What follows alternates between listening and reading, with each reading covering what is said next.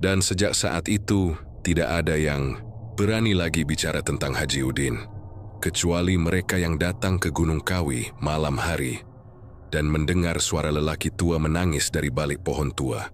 Tahun berganti, rumah besar Haji Udin kini telah ditinggalkan. Dindingnya mengelupas, atapnya bocor, dan halaman depannya dipenuhi rumput liar. Tidak ada satupun yang berani menyentuh rumah itu, meski letaknya strategis dan nilainya miliaran. Bahkan calo tanah paling nekat sekalipun memilih memutar arah jika harus melewati gang menuju rumah itu. Mereka bilang, setiap malam Jumat terdengar suara perempuan menangis dari dalam. Kadang suara anak-anak berlarian, tertawa, lalu menjerit keras. Listrik sering padam jika seseorang berdiri terlalu lama di gerbang rumah. Beberapa kali, tukang ojek online diminta mengantar makanan ke alamat itu oleh akun anonim. Tapi saat sampai, tak ada seorang pun yang menyambut. Dan yang paling menyeramkan, mereka selalu melihat sepasang mata dari jendela lantai 2, mengintip dalam diam. Tak butuh waktu lama sebelum rumah itu masuk daftar hitam para maklar. Disebut sebagai rumah tumbal 7 turunan. Namun cerita ini belum berakhir. 15 tahun kemudian, datanglah seorang pria muda bernama Rehan. Anak dari saudara jauh Haji Udin. Ia seorang arsitek ambisius yang baru kembali dari luar negeri. Setelah mendengar kisah warisan rumah tua yang belum disentuh, ia tertarik untuk merenovasinya menjadi homestay bernuansa vintage. Menurutnya, semua kisah horor itu hanya dongeng warung kopi. Ia tak percaya pesugihan, tak percaya kutukan. Baginya, semua bisa dijelaskan secara logika. Rehan muda, penuh cita-cita dan mimpi besar. Ia datangi rumah itu bersama pacarnya, Maya, seorang influencer, yang melihat tempat itu sebagai spot konten yang eksotik dan penuh misteri. Hantu-hantuan itu cuma cocok buat penonton TikTok, ucap Maya, tertawa sambil mengarahkan kamera ke jendela pecah. Tapi Rehan merasa aneh sejak pertama membuka pintu rumah itu.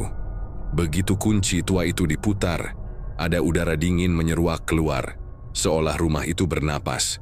Suasana mendadak hening. Bahkan burung-burung yang tadinya berkicau di luar mendadak diam. Lampu sorot mobil mereka tiba-tiba mati. Maya masih bercanda, tapi Rehan terpaku. Dia merasa seolah ada yang memperhatikannya dari dalam rumah. Malam pertama mereka menginap di rumah itu, Maya merekam vlog perdananya. "Gengs, ini rumah kakek buyut Rehan. Katanya sih dulu tempat pesugihan. Hehe. Tapi sekarang mau kita ubah jadi tempat healing." Tiba-tiba suara tertawa anak kecil masuk ke rekamannya. Maya berhenti tertawa. Rehan yang sedang membenahi kamar depan langsung menoleh. "Maya, itu suara siapa? Aku pikir kamu yang pasang efek suara." Tidak ada yang tertawa setelah itu. Malam-malam selanjutnya mulai berubah jadi mimpi buruk. Rehan mulai bermimpi didatangi sosok lelaki tua berjubah hitam yang terus mengulang kalimat yang sama. "Kau adalah darah yang tersisa. Janji belum lunas." Ia mendengar suara-suara di malam hari. Ketika berjalan di lorong selalu terasa ada yang mengikutinya. Dan yang paling membuatnya gemetar, ia menemukan kertas perjanjian lama di balik dinding retak ruang bawah tanah.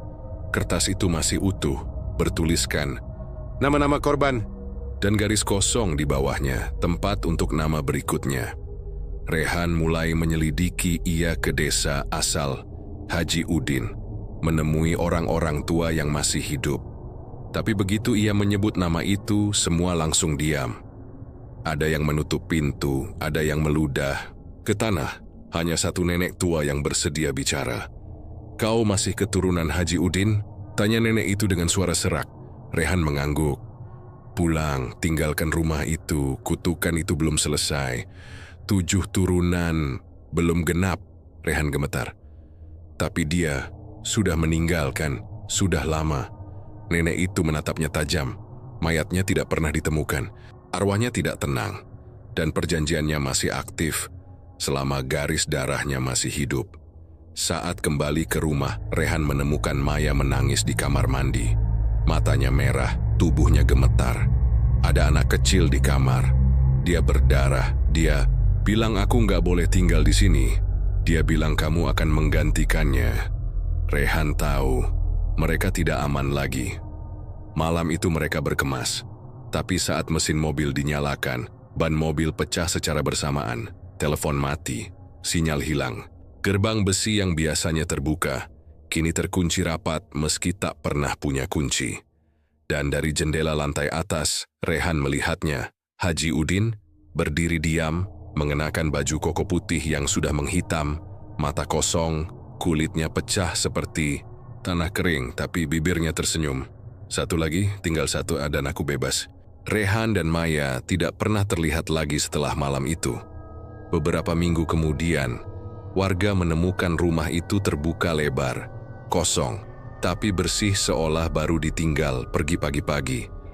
Namun anehnya, nama baru muncul di batu nisan tua di halaman belakang rumah. Rehan bin Hasan, generasi ke-7 pelunasan terakhir. Dan sejak saat itu tidak ada lagi suara-suara. Rumah itu sunyi, tidak ada tawa, tidak ada jeritan, tidak ada tangisan. Karena kutukan 7 turunan telah lunas. Tapi di Gunung Kawi orang-orang berkata, di bawah pohon tua, ada seorang lelaki muda baru yang kini duduk diam, menjaga perjanjian, menunggu orang tamak berikutnya. Malam di Gunung Kawi selalu berbeda. Kabutnya pekat meski langit terang, udaranya dingin menusuk tulang meski matahari belum sepenuhnya tenggelam. Di tempat inilah rahasia terdalam dari kisah pesugihan Haji Udin tertanam. Tapi tak banyak yang tahu bahwa di balik pohon besar tempat perjanjian itu terjadi, ada sesuatu yang lebih tua dari sekadar makhluk gaib. Suatu malam, seorang pertapa tua yang dikenal sebagai Mbah Suro, yang sudah tinggal di lereng gunung sejak puluhan tahun, duduk menyalakan dupa di depan altar batu kecil. Wajahnya keriput, matanya buram, tapi pikirannya masih tajam.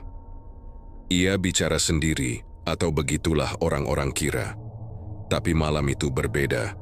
Ia tak sendiri, ia sedang bicara dengan penjaga. "Kenapa kau terima dia?" tanya Mbah Suro sambil mengibaskan asap dupa ke arah pohon tua. "Karena dia keturunan terakhir. Darah itu lengkap," jawab suara berat dari balik kegelapan. Dari antara kabut muncul siluet makhluk tinggi besar. Matanya kosong, suaranya seolah keluar dari perut bumi. Wujud penjaga ini bukan makhluk biasa. Tubuhnya diselimuti rambut manusia, mulutnya dijahit dari serpihan emas, dan di dadanya tergantung ratusan kalung yang masing-masing berisi nama-nama para penumbal dan korban. Namanya tak pernah disebut, hanya dikenal sebagai sang penagih janji. Rehan masih muda, dia tak tahu apa-apa, ucap Mbah Suro lirih. Penjaga mendekat, menatap sang pertapa dengan mata tanpa cahaya. Tak ada yang benar-benar tak tahu. Mereka hanya menutup telinga. Dan waktu menutup mata, aku datang. Asal-usul penjaga dimulai ratusan tahun lalu, saat zaman kerajaan masih berjaya. Konon, seorang resi sakti bernama Resi Guna melakukan semedi selama 7 tahun 7 bulan untuk memperoleh ilmu penakluk kematian. Tapi di tengah semedinya, godaan dunia menggoyahkannya. Ia ingin kekayaan, pengaruh, dan kuasa, bukan lagi pencerahan. Ia pun membuat perjanjian dengan makhluk alam bawah yang disebut sebagai roh tertambat, entitas yang hidup dari keserakahan manusia. Dalam perjanjian itu, Resi Guna menjadi manusia, abadi dengan satu syarat. Ia harus menagih perjanjian dari orang-orang tamak yang datang memohon kekayaan. Ia tidak bisa mati, namun juga tidak bisa kembali menjadi manusia. Maka ia menjadi penjaga perjanjian, makhluk yang bertugas memastikan bahwa siapapun yang melakukan pesugihan dengan tumbal darah harus melunasi. Jika tidak, ia sendiri yang akan menagih. Setiap kali seseorang menyebut niat pesugihan di bawah pohon tua Gunung Kawi, roh penjaga akan mendengarnya.